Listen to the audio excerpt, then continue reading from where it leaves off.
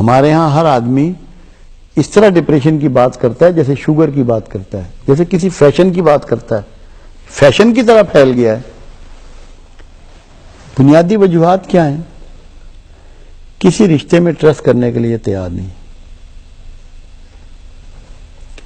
سکون ہے، سکون کیسے ملتا ہے؟ سکون غیر مادی چیز ہے، سکون مادی چیز نہیں ہے۔ ہماری ساری کوششیں آرام حاصل کرنے کی ہیں کہ اچھا کھانا، اچھی رہائش، اچھا لباس، اچھا دفتر، اچھی دکان، اچھی گاڑی، اچھا بیڈ روم مل جائے، یہ سب آرام کے طریقے ہیں۔ آرام اور سکون دو متضاد چیزیں ہیں۔ آرام کا تعلق آپ کے ہارڈ ویئر سے ہے جو باڈی ہے آپ کی، اور سکون کا تعلق سافٹ ویئر سے ہے جو غیر مادی ہے۔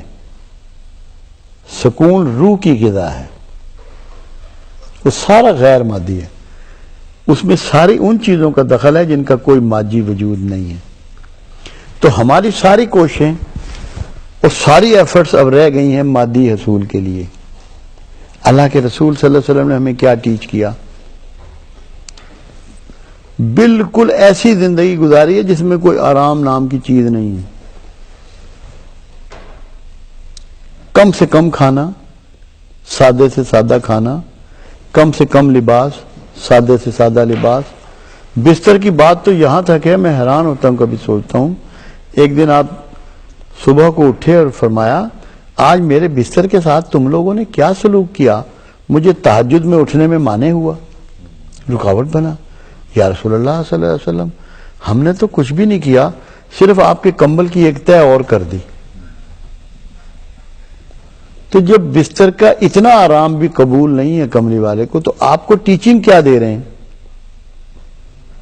کہ سامان تمہارے آرام کے لیے ہے جسمانی، تمہاری روح کے اس کا کوئی تعلق نہیں ہے۔ سکون روح کے لیے ہے، سکون لینے سے نہیں دینے سے ملتا ہے۔